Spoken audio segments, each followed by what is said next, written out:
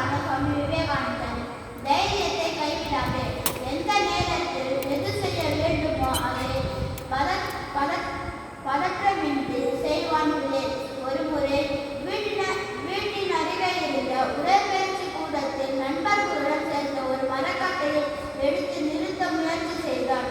பலு அதிகமாகையால் தூக்க முடியவில்லை. அவர்களுக்கு உதவுவதற்கு வந்த அங்கிருந்த ஒரு ஆங்கிலேய மாலுமியின் மேல் அந்த மரக்கட்டை விழுந்து அவரது தலையில் பலத்த காயம் ஏற்பட்டு